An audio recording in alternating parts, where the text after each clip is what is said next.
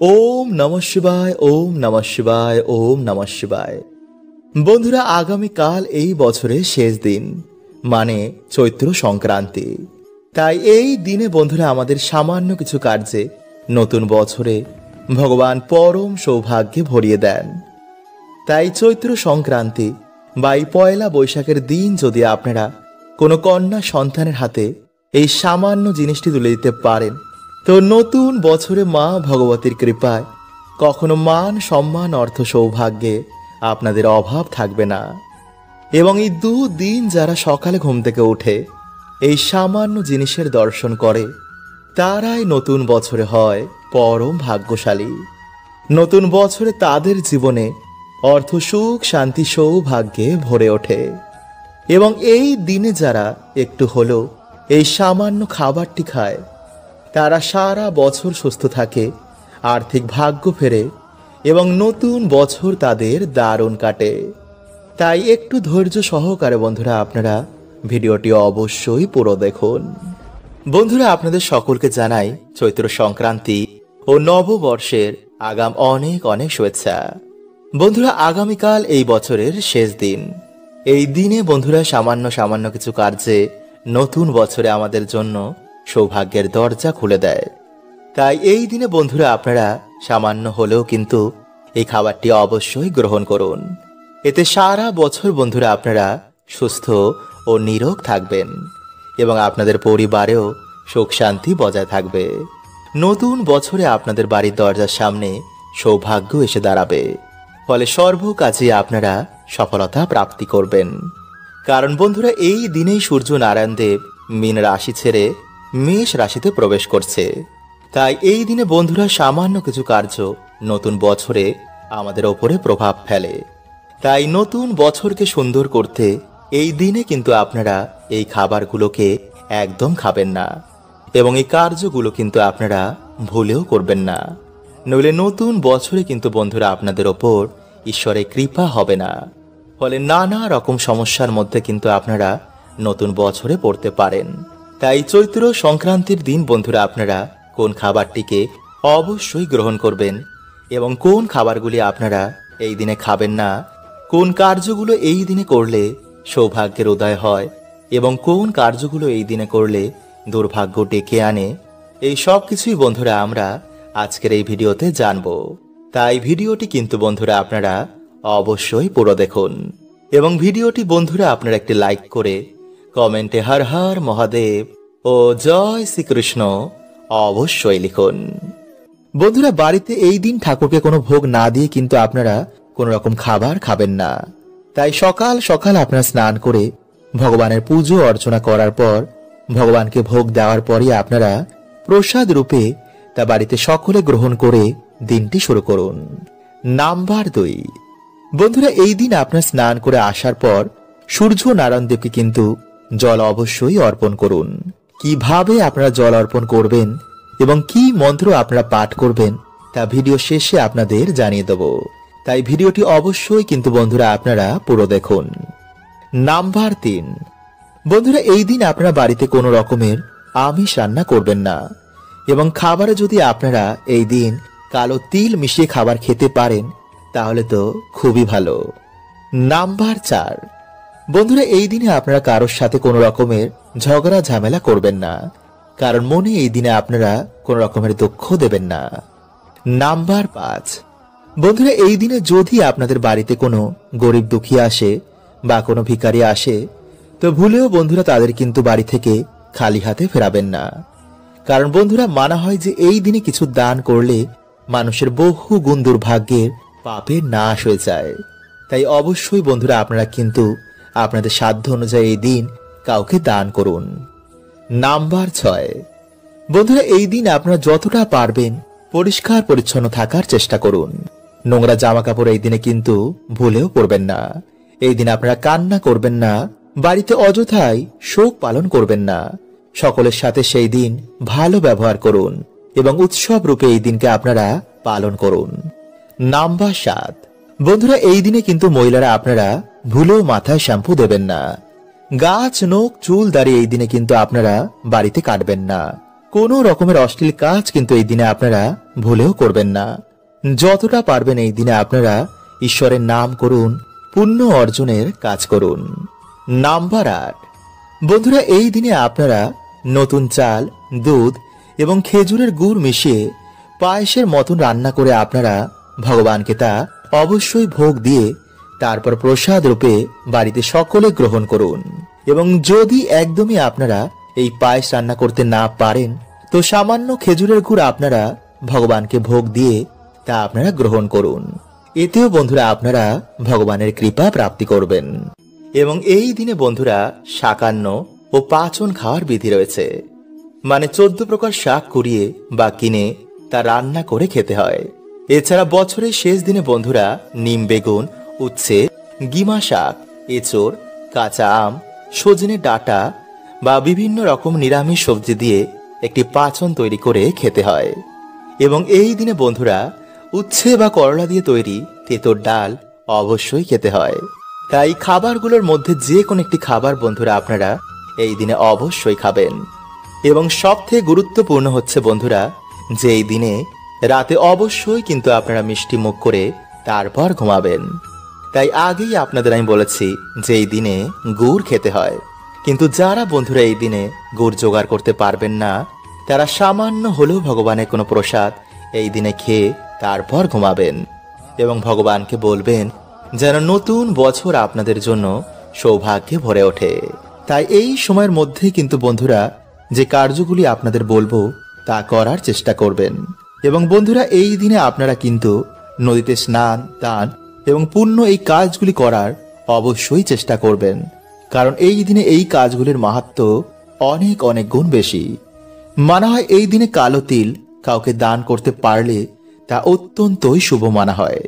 এছাড়াও এই দিনে পিঁপড়ে, পশু পাখি, গরিব কোনো মানুষদের এই দিনে যদি আমরা কোনো অন্ন দান করতে পারি, তো বন্ধুরা এতে মানুষের দুর্ভাগ্য তো কাটেই এবং আর্থিক ভাগ্য খুলে যায়।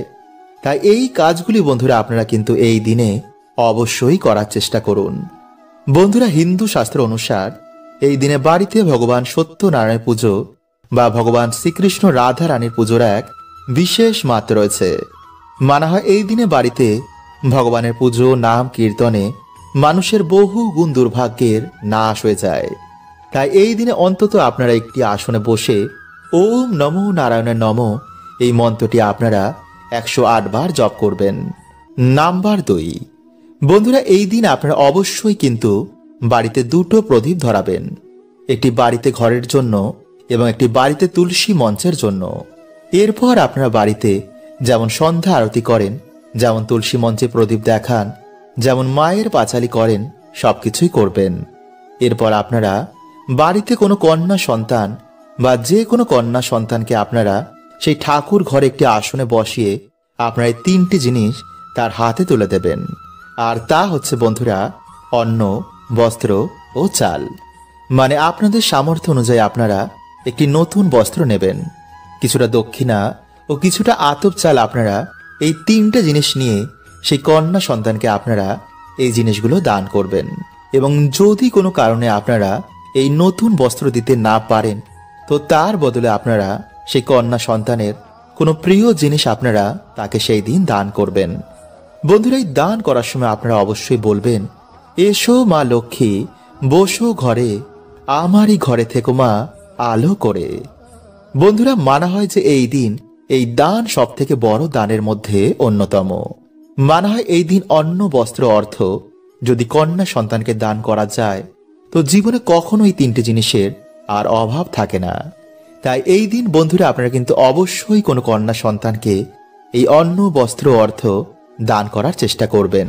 তাই চলুন বন্ধুরা এবার আমরা জেনে নিই যে এই মহা সোমবারে আপনারা ভগবান শিবকে কি অর্পণ করবেন। নাম্বার 1, গোলাপ। বন্ধুরা ভগবান শিবের অত্যন্তই প্রিয় ফুলগুলির মধ্যে এই গোলাপ অন্যতম। তাই যদি আপনারা এই মাসে ভগবান শিবের নামে বা ভগবান শিবকে যদি আপনারা এই গোলাপ ফুল অর্পণ করতে পারেন, তো বন্ধুরা আপনাদের প্রেম সম্বন্ধ ও ধন সম্পত্তিতে বন্ধুরা আপনারা সফলতা প্রাপ্ত করবেন। এছাড়াও যদি বন্ধুরা আমরা এই মাসে শিবজিকে এই ফুল অর্পণ করতে পারি, তো বন্ধুরা আমরা সুস্থ শরীর ও অভিশাপ থেকেও এই মাসে মুক্তি পেয়ে যায়। নাম্বার 2, বেলফুল। বন্ধুরা, এই মাসে শিবজিকে বেলফুল অর্পণ করলে যে মনোবাসনা আমাদের কিছুতেই পূর্ণ হচ্ছে না, তা ভগবান শিবের কৃপায় খুব তাড়াতাড়ি পূর্ণ হয়ে যায় এবং জীবন থেকে নানা রকমের বাধা বিপত্তির এতে নাশ হয়। নাম্বার 3, বন্ধুরা, যদি আপনাদের জীবনে বিভিন্ন রকমের বাধা বিপত্তি লেগেই রয়েছে, কোনো কাজেতে আপনারা সফলতা প্রাপ্ত করতে পারছেন না, তো বন্ধুরা এই মাসে যদি আপনারা শিবলিঙ্গে চামেলি ফুল অর্পণ করতে পারেন, তো বন্ধুরা এই সমস্যা থেকেও আপনারা এই মাসে বেরিয়ে আসবেন। নাম্বার 4, ধুতরা ফুল। বন্ধুরা, শিব পুরাণে অনুসার ধুতরা ফুল ও ধুতরা ফল ভগবান শিবের অত্যন্তই প্রিয়। তাই এই ফুল ও ফল ছাড়া ভগবান শিবের পুজো অসম্পূর্ণ। তাই যদি বন্ধুরা আপনারা এই দিন যে মনোবাসনা নিয়ে এগুলি শিবলিঙ্গে অর্পণ করবেন, তা ভগবান শিবের আশীর্বাদে তাড়াতাড়ি পূর্ণ হবে। তাই বন্ধুরা এই মাসকে মনোবাসনা পূর্ণের মাসও বলা হয়। নাম্বার 5, আকন্দ ফুল। বন্ধুরা, জ্যোতিষ শাস্ত্র অনুসার এই আকন্দ ফুল ভগবান শিবের খুবই প্রিয়। এছাড়াও নীলকণ্ঠ, পদ্ম ও নীলকমল ভগবান শিবের খুবই প্রিয়। কিন্তু বন্ধুরা আপনারা কেতকী ও কেওড়া ফুল শিবলিঙ্গে ভুলেও অর্পণ করবেন না।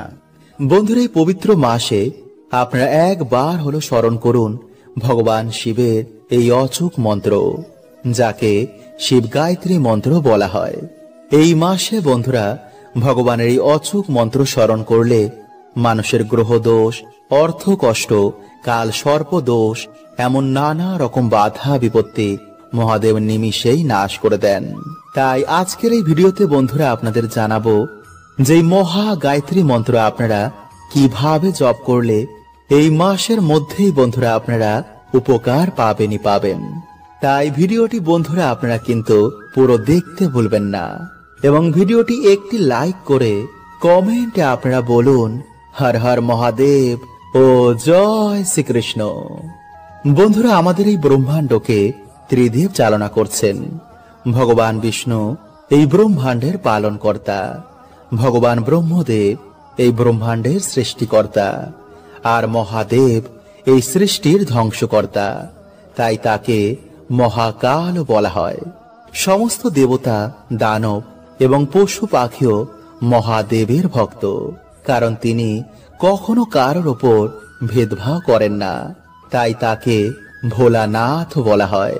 প্রভু এতটাই ভোলা যে সামান্য জল ও বেলপত্র দিয়ে যদি আমাদের মনোবাসনা বলে ভগবানের অভিষেক করি, তো মহাদেব তা পূর্ণ করে দেন।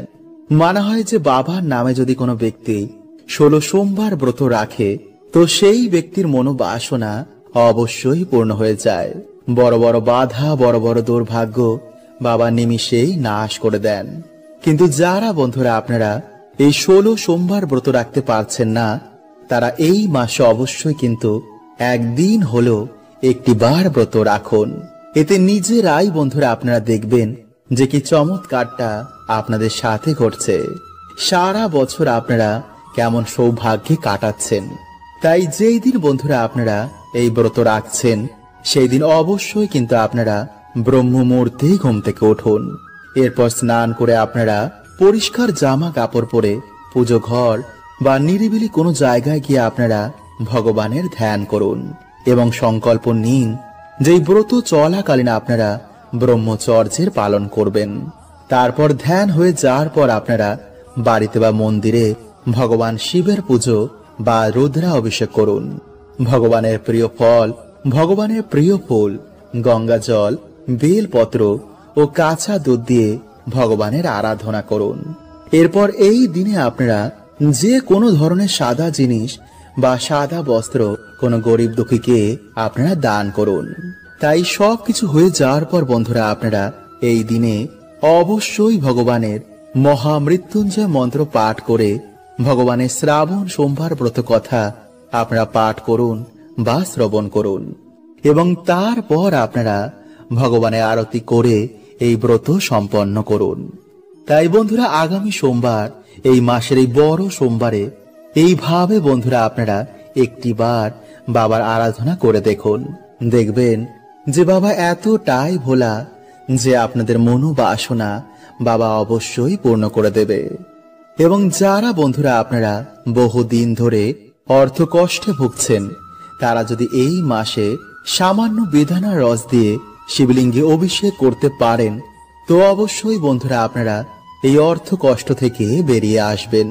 এবং যেসব পরিবারে রোগ ব্যাধি নিত্য ঘিরে রয়েছে, তারা যদি বন্ধুরা এই মাসে জলে কালো তিল মিশিয়ে তা দিয়ে শিবলিঙ্গে অভিষেক করতে পারেন, তো অবশ্যই বন্ধুরা আপনারা এই সমস্যা থেকেও বাইরে বেরিয়ে আসবেন। কিন্তু এই দিনে বন্ধুরা আপনারা কোনো রকমের কিছু তামসিক খাবার খাবেন না।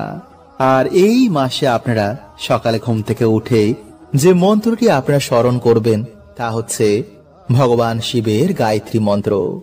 এছাড়া স্নান করেও আপনারা সন্ধেবেলাতেও আপনারা এই মন্ত্রটি জপ করতে পারেন। এতে 7 দিনের মধ্যেই বন্ধুরা আপনারা উপকার পাবেনই পাবেন।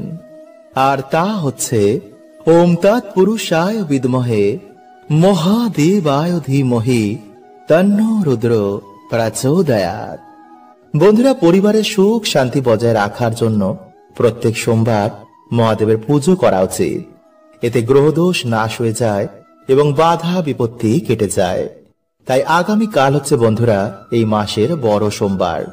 তাই আপনার এই সুযোগ কিন্তু একদমই হাতছাড়া করবেন না। এই সময় মহাদেবের আশীর্বাদ নিয়ে রাখাটা অত্যন্তই জরুরি। কারণ মহাদেবী একমাত্র দেব যিনি তাড়াতাড়ি প্রসন্ন হয়ে যান এবং ভক্তের মনোবাসনা তিনি পূর্ণ করে দেন। তাই এর জন্যই মহাদেবকে ভোলানাথও বলা হয়। তিনি এতটাই ভোলা যে সামান্য জল বেলপত্রতে তিনি সন্তুষ্ট হয়ে যান এবং ভক্তের সকল দুঃখ দরিদ্রতার নাশ করে দেন। তাই বন্ধুরা, আজকের এই ভিডিওতে 4টি এমন কার্য বলবো যা আপনারা পারলে কালকের দিনে অবশ্যই করুন। যেমন সোমবার দিন এই জিনিসটি দান করলে মানুষেরা অক্ষয় পুণ্য প্রাপ্ত করে এবং সোমবার দিন এই জিনিসটি খেলে মানুষের দুর্ভাগ্যে নাশ হয়ে যায় এবং সারা বছর সেই মানুষটি সুস্থ ও নিরোগ থাকে। এবং সোমবার রাতে মন্ত্রটি বলে ঘুমালে মানুষের দুর্ভাগ্যে তো নাশ হয়ই এবং মানুষের আর্থিক ভাগ্য খুলে যায়। তাই বন্ধুরা, আপনারা কিন্তু অবশ্যই ভিডিওটি পুরো দেখুন এবং ভিডিওটি একটি লাইক করে কমেন্টে হর হর মহাদেব ও জয় শ্রীকৃষ্ণ অবশ্যই লিখুন। নাম্বার 1, বন্ধুরা, মহাদেব হচ্ছেন দেবাদিদেব, মানে দেবতাদেরও যিনি দেব। তাই ভগবান শিবের কৃপা ছাড়া কিন্তু কোনো দেবতারাও আপনাদের আশীর্বাদ প্রদান করবেন না। তাই এই মহা সোমবারে আপনারা বাবার পুজো ভক্তি ভরে দিন। বেলপত্র আপনারা অবশ্যই দিন। পারলে ধুতুরো ফুল বাবাকে অবশ্যই নিবেদন করুন এবং উত্তর দিকে মুখ করে আপনারা এই দিন বাবার পুজো অর্চনা দেবেন। আর এই দিন উত্তর বা পূর্ব দিকে আপনারা একটি ঘিয়ের প্রদীপ জ্বালিয়ে ওম নমঃ শিবায় মন্ত্র জপ করে আপনারা বারবার বাবাকে বলবেন, বাবা, তোমার কৃপা আমাদের ওপর সদৈব বজায় রেখো। আমার জীবন থেকে সকল দুঃখ দরিদ্রতা তুমি হরণ করে নাও। তোমার এই সন্তানকে তুমি অর্থ মান সম্পত্তি সবকিছু প্রদান করো। নাম্বার 2, বন্ধুরা, পুজো তখনই সম্পূর্ণ হয় যখন পুজোর পর দান করা হয়। তাই এর জন্য বন্ধুরা আমাদের হিন্দু ধর্মে প্রসাদ বিতরণ করা হয়। তাই আপনার এই মহা সোমবারে আতপ চাল, সাদা কাপড়, সাদা ফুল, দুধ, মুক্ত, শঙ্খ, মানে যে কোনো সাদা জিনিসের মধ্যে কাউকে দান করুন। দেখবেন মহাদেবের কৃপায় আপনাদের সকল দুঃখের নাশ হয়ে গেছে। নাম্বার 3, বন্ধুরা, এই দিন যদি আপনারা ব্রত রাখতে পারেন তবে তো খুবই ভালো। তাই আপনারা এই দিনে রাতের বেলায় ভগবান মহাদেবের নাম নিয়ে আতপ চাল, মুগ ডাল, আলু, ঘি এছাড়া বিভিন্ন রকম সবজি দিয়ে আপনারা একটি ভগবানের ভোগের মতন প্রসাদ রান্না করবেন এবং সেই প্রসাদটি আপনারা তামা অথবা পিতলের পাত্রে রান্না করবেন এবং তারপর সেই প্রসাদ আপনারা ভগবান শিবকে স্মরণ করে মা অন্নপূর্ণাকে প্রণাম করে তারপর সকলে মিলে গ্রহণ করুন। কিন্তু ভুলেও বন্ধুরা আপনারা এই দিনে মদ, মাংস, পেঁয়াজ, রসুন মানে কোন রকমের আমিষ জাতীয় খাবার একদমই খাবেন না, যদি আপনারা এই দিন ব্রতের ফল পেতে চান। এছাড়া বন্ধুরা আপনারা এই দিন সামান্য হলেও শ্রীফল মানে যাকে আপনার নারকেল বলেন তা গ্রহণ করুন। এতে বন্ধুরা মানুষের আর্থিক ভাগ্য খুলে যায়। নাম্বার 4, এরপর বন্ধুরা আপনারা রাতের বেলায় ঘুমানোর আগে যে মন্ত্রটি বলে আপনারা ঘুমাবেন তা হচ্ছে ওং এং হ্রিং ক্লিং নমঃ শিবায়। বন্ধুরা এই মন্ত্রটি আপনারা 11 বার, 21 বার, 51 বার বা 108 বার জপ করবেন এবং জপ করার সময় যেন বন্ধুরা আপনাদের হৃদয়ে মহাদেবের জন্য ভক্তি থাকে। তাহলেই বন্ধুরা আপনারা জীবনে দেখবেন মহাদেবের কৃপায় সকল দুর্ভাগ্য, দরিদ্রতা এবং সকল বাধা বিপত্তির নাশ হয়ে গেছে। এবং বন্ধুরা আপনারা এই মাসের সোমবারে কোনো রকম আমিষ খাবার খাবেন না, পেঁয়াজ রসুন খাবেন না এবং কোনো রকমের মদ্যপান বা নেশা ভান করবেন না। যদি আপনাদের শরীর ভালো থাকে তো বন্ধুরা আপনারা এই মাসের যে কোনো একটি সোমবারে ভগবান শিবের নামে আপনারা উপোসও করতে পারেন। এতে বন্ধুরা মহাপুণ্যের প্রাপ্তি হয়। তো বন্ধুরা আজকের মতন এতটুকুই। দেখা হবে এর পরের ভিডিওতে। হরে কৃষ্ণা। ওম নমঃ শিবায়।